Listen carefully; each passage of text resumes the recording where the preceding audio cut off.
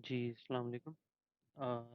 Jenkins training के अंदर हमारे पास जो टास्क था, जिसके अंदर हमने एंड्रॉयड ऐप बिल्ड करनी थी थ्रू जेंकिन्स। और उसके बाद जो हमारी ऐप बिल्ड हुई थी, उसकी हमने डिप्लॉयमेंट करनी थी एडब्ल्यूएस S3 बकेट के अंदर, यानी कि जो भी बिल्ड के आर्टिफैक्ट हैं, जो कि एपीके फाइल हमारी जनरेट हुई है, उसे S3 बकेट के अंदर डिप्लॉय करना था। और लास्टली उसके बाद जो हमने काम करना था कि जब भी हमारी जो बिल्ड क्रिएट हो, तो वाया ईमेल के ज़रिए जो है हमें पता चले कि हमारी जो बिल्ड है वो सक्सेसफुल हुई है, फेल हुई है। तो ये 3 टास्क थे। इन्हीं 3 टास्क के रिलेटेड जो है वो मैं ये डेमो वीडियो बना रहा हूँ। तो स्टार्ट करते हैं। फर्स्ट ऑफ ऑल, अगर मैं आपको अपनी जेंकिन्स जॉब की तरफ लेकर चलूँ, ये जेंकिन्स है, ये जेंकिन्स का डैशबोर्ड है। और इसके अंदर मैं अगर बताता चलूँ तो हमारे पास यहाँ पे 2 नोड हैं। एक हमारे पास कंट्रोलर नोड है और दूसरी जो है हमारे पास एजेंट नोड है। अब क्योंकि जो हमारा टास्क ये था कि हमने जो एंड्रॉयड की बिल्ड क्रिएट करनी है वो अपनी एजेंट नोड के अंदर करनी है।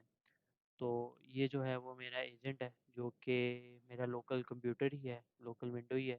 और वो देखें तो हमारा एजेंट जो है वो कनेक्ट हुआ हुआ है और इसी पे जो है वो एंड्रॉयड बिल्ड क्या की गई है, क्रिएट की गई है। ओके, सबसे पहले मैं अगर बताऊं कि जो जॉब मैंने क्रिएट की है, उसकी मैं अगर आपको सबसे पहले कॉन्फ़िगरेशन दिखा दूं कि कॉन्फ़िगरेशन में क्या क्या चीज़ है। तो सबसे पहले हमने अपने इस जॉब को रिस्ट्रिक्ट किया है कि हम इस जॉब को सिर्फ और सिर्फ किस पे चलाएंगे, अपनी विंडो पे जो है वो चलाएंगे, यानी कि एजेंट पे चलाएंगे। और ये उसने लेबल उठा लिया है एजेंट का, और यहाँ से उसने उसको मैच कर लिया। अब जो भी हमारी बिल्ड होगी वो सिर्फ विंडो के लिए क्रिएट होगी। दूसरा जो हमारा मेन टास्क था वो ये था कि सोर्स कोड के अंदर हमें गिट नहीं लेना, हमें कोड कमिट को जो है वो सिलेक्ट करना है। और कोड कमिट की जो इंटीग्रेशन है वो जेंकिन्स के किस तरह होगी, उसके लिए हमने सबसे पहले अपनी रैपो का, जो कि हमारी कोड कमिट रैपो है, उसका यूआरएल पास कर दिया है। और वहाँ पे जो हमारी रैपो बनी है उसका नाम एंड्रॉयड जैन रैपो है। अब हमने किस तरह से उसको इंटीग्रेट किया है अपने जेंकिन्स को और कोड कमिट को, वो हमने थ्रू क्रेडेंशियल्स के किया है। ये जो आप क्रेडेंशियल देख रहे हैं ये बेसिकली आईएम क्रेडेंशियल्स हैं। और आईएम क्रेडेंशियल के अंदर भी ये HTTPS के क्रेडेंशियल स्पेसिफिक हमने जनरेट करके यहाँ पे क्या किया है, हमने उसके साथ इंटीग्रेट किया है।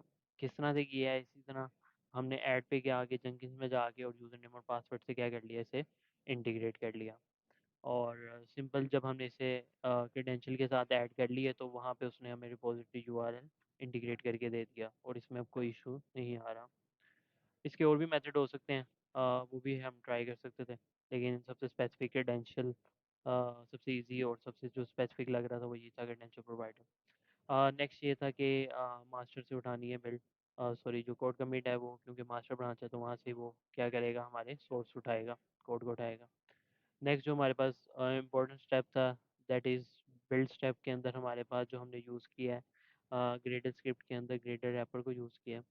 ग्रेडर रैपर को यूज़ कर क्यों किया, क्योंकि ग्रेडर रैपर बेसिकली हमें, अगर आप देखेंगे हमारे पास ग्रेडर के डिफरेंट वर्जन होते हैं, और अगर हमारी एप्लीकेशन किसी स्पेसिफिक ग्रेडर वर्जन को यूज़ कर रही है तो हो सकता है उसमें कोई इशू आया। तो इस वजह से हमने जो है वो ग्रेडर रैपर को यूज़ किया है, ताकि वो कोई भी ग्रेडर रैपर जो हमारी ऐप यूज़ कर रही है, तो एट बिल्ड टाइम वो क्या करेगा कि कोई भी उसे वर्जन चाहिए होगा वो बिल्ड टाइम पे उसे डाउनलोड कर लेगा और यूज़ कर लेगा। उसके बाद यहाँ पे जी मैंने ऑप्शन सेलेक्ट किया, मेक ग्रेटर डब्ल्यू एग्जीक्यूटेबल। इसका मकसद क्या है कि इसका मकसद ये है कि जो मेरी सोर्स कोड पे जो मेरी ग्रेटर रेपर की फ़ाइल है उसको ये चलाएगा, और उसकी मैंने लोकेशन दे दी है कि हमारी वो वर्क स्पेस पे ही है, यानी कि रूट डायरेक्टरी के अंदर ही है।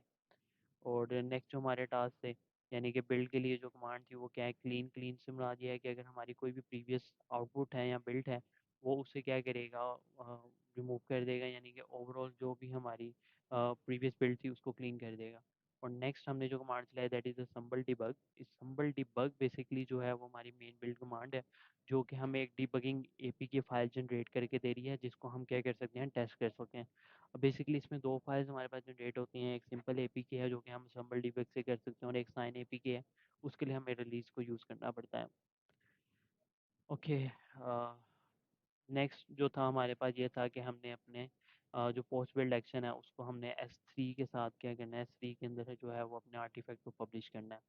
तो S3 की मैंने जो है वो इंटीग्रेशन की है अपनी इस जॉब के साथ। किस तरह से की है कि मैंने एक S3 का प्लगइन इंस्टॉल किया है S3 पब्लिशर के नाम से, और वहाँ पे जो है वो अपना S3 की जंकिस की कॉन्फ़िगरेशन में जाके वहाँ पे S3 की प्रोफाइल बना ली है, और वहाँ पे इसका जो है वो